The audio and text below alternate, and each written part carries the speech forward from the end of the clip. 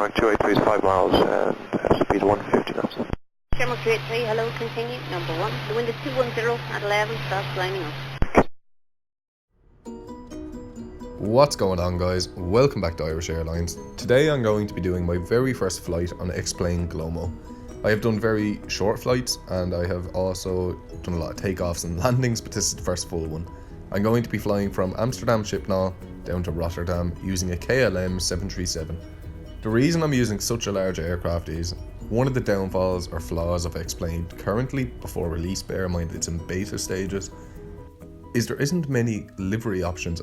They do need more aircraft to begin with, but liveries are quite limited. So I'm using KLM with the 737 as that's the only aircraft it's available on. The plus side to it is it's the most interactive cockpit in the whole simulator. I've already done my FMC.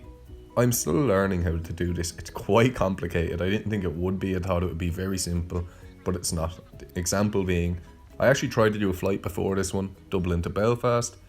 I was probably 3/4 of the way there, and the aircraft decided in autopilot to divert back to Dublin.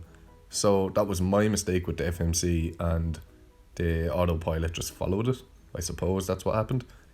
But yeah, I am learning, so if you want to see a tutorial on that in the future, be sure to let me know and I'll try get to it as soon as I can. As I said, it is the most interactive cockpit in the game. Most switches work and are usable, I suppose. Right now I'm just putting on the lights before we push back and taxi towards the runway. And yeah, Schipnol, as I keep saying, is definitely one of my most favourite airports in the entire simulator. I don't know why, it's both that and in real life. I really like it. It's very detailed, it's very accurate. Some airports aren't so accurate. I am going to be showcasing Dublin Airport as well as all the airport you guys have asked me to do very soon. So once I do that, I'll explain how accurate Dublin is, and it really is accurate. So we're pushing back now. The only problem I have with pushback is, as you obviously saw, there is no pushback tug. So you have to use reverse thrusts, which takes away from the realism. So I'm hoping on release that's implemented, as it's a very simplistic feature to add into the game to make it more like a realistic simulator. So I'm going to be quiet for the takeoff now, and I hope you enjoy. I'll be back on after it.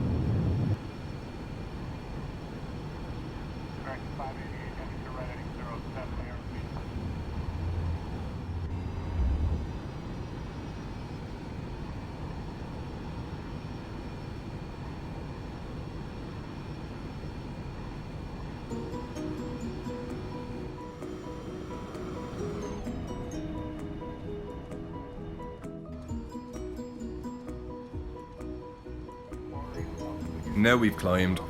I'm finding the calibration on this quite hard, but I'm just about to turn on the autopilot now that we're actually up in the air and safe to do so. That's what I mean, you have to set it before you take off, which makes it realistic obviously, but then you turn it on once you climb over 1,000 feet or whenever you want to. It is very interactive, which I really enjoy. And the scenery is absolutely unbelievable. It really is. I know some people question it or compare it to the likes of Infinite Flight and Real Flight Simulator and Aerofly, but I personally think it is one of the best graphics or scenery available on a mobile flight simulator.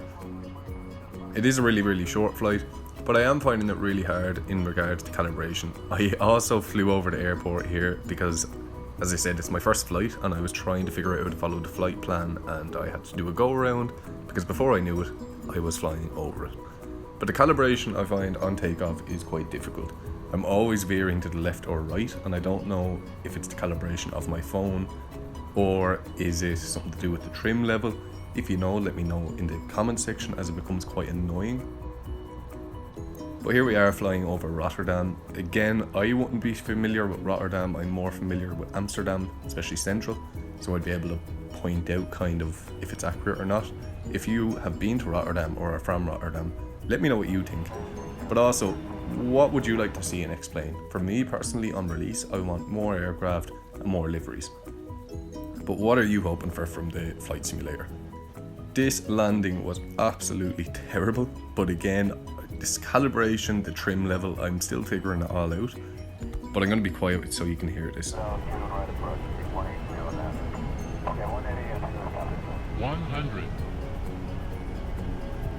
50, 40, 30, 20, 10.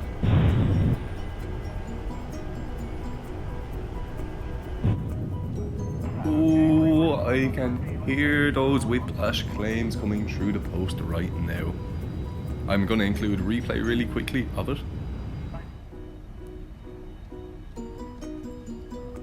But you know, some would say on a windy day that was a perfect landing. Ryanair would call it a buttery landing. I'm just waiting for those whiplash claims. But yeah, so we're at Rotterdam Airport now. It doesn't have gates as such at the terminal building, or passenger bridges I guess they're called. I don't know again if Rotterdam's airport has them or not, but in this it doesn't, so I've parked up here. And yeah, let me know as well if you know Rotterdam's airport. Is this accurate? I can showcase it even more if you want, but I also think I came in on approach at the wrong end of the runway, I'm not going to lie. I do believe it was the other way around. So I'm just going to switch off the engines. As I said, there was a quick flight. I obviously edited quite a bit out, but all in all, from gate to landing and parking, I think it was less than half an hour, so it really was short. If you want to see full flights, let me know and I can just do a time lapse of it and speed it all up, but I generally cut a lot of it out. Let me know what other flights you'd like to see next, and if you haven't already and you enjoyed the video, slap that subscribe button to join the Leprechaun army. Thanks so much for watching.